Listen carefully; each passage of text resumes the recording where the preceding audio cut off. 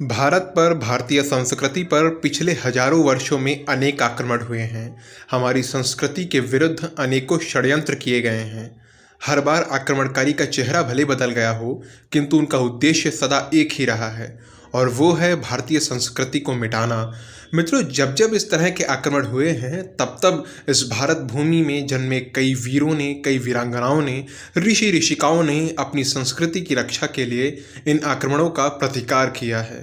बात यदि आज की करें तो आज भी ये आक्रमण अनवरत जारी हैं, और आज तो भारतीय संस्कृति पर जो संकट है वो और भी गहरा है।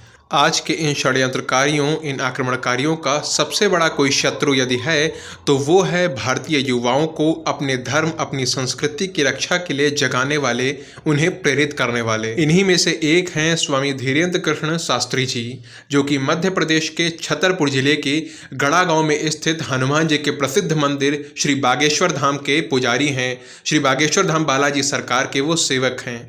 उन्हें आजकल निशाना बनाया जा रहा है और उन पर आरोप लगाया जा रहा है कि वो अंधश्रद्धा फैला रहे हैं। लेकिन मित्रों, ये अंधश्रद्धा तो केवल बहाना है।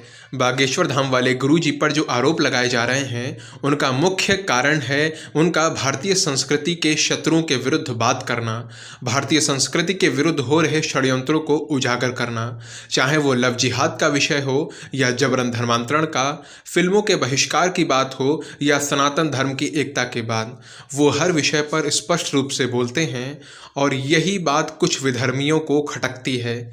एक समय था जब कई कथावाचक व्यासपीठ से ऐसी ऐसी बातें बोल दिया करते थे जो कि भारतीय युवाओं को नपुंसक बनाने का कार्य करती थी, भारतीय संस्कृति को मिटाने का कार्य करती थी। पर आज समय परिवर्तित हो चुका है। आज स्वामी धीरेन्द्र कृष्ण शास्त्री जी और गुरुवर देवकीनंद ठाकुर जी के जैसे संत जो हैं, वो व्यासपीठ से केवल प्रभु की कथा ही नहीं सुनाते, बल्कि ये भी बताते हैं कि प्रभु की कथाओं से हमें क्या शिक्षा लेनी चाहिए। वो ये भी बताते हैं कि हमारे समाज, हमारी संस्कृति का सबसे बड़ा शत्रु कौन है, और यही वो कारण है जिसके लिए इन सभी के विरुद्ध षड्यंत्र किए जा रहे हैं। अंधश्रद्धा तो केवल बहाना है। और हाँ, ये जो अंधश्रद्धा की बातें की जा रही हैं, तो मित्रों, कैसी अंधश्रद्धा?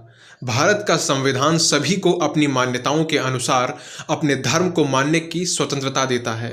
जिसने संविधान ना पढ़ा हो वो एक बार ध्यान से पढ़ ले। फंडामेंटल राइट्स यानी मौलिक अधिकारों में ये स्पष्ट रूप से उल्लिखित है। यदि किसी की आस्था हनुमान जी में है तो क्या ये अंधश्रद्धा है? यदि हनुमान चालीसा का पाठ करने से कोई ठीक हो रहा है तो क्या ये अंधश्रद्धा है? धीरेन्द्र कृष्ण शास्त्री जी कई बार कह चुके हैं, मैं कोई चमत्कार नहीं करता, मैं कुछ भी नहीं हूँ, मेरी कोई पूजा नहीं होनी चाहिए, जो है सब हनुमान जी की महिमा है। जब भी आप बागेश्वर धाम आओ तो पंडित धीरेन्द्र कृष्ण शास्त्री से मिलने के स्थान पर प्रभु श्री हनुमान जी के चरणों में बैठ जाना, जो करेंगे वो करेंगे। इसे आप अंधश्रद्धा कहोगे मित्रों? और जिसे ऐसा लगता है कि वो कुछ अनुचित कर रहे हैं तो उनकी चुनौती स्वीकार करो और उनके दिव्य दरबार में जाओ। और मित्रों, बात यदि केवल अंधश्रद्धा की ही है तो क्यों अन्य धर्मों में फैलाए जा रहे अंधविश्वासों पर बात नहीं होती? क्यों अन्य धर्मों में जड़ तक व्याप्त नाना प्रकार के अंधविश्वासों पर कोई नहीं बोलता?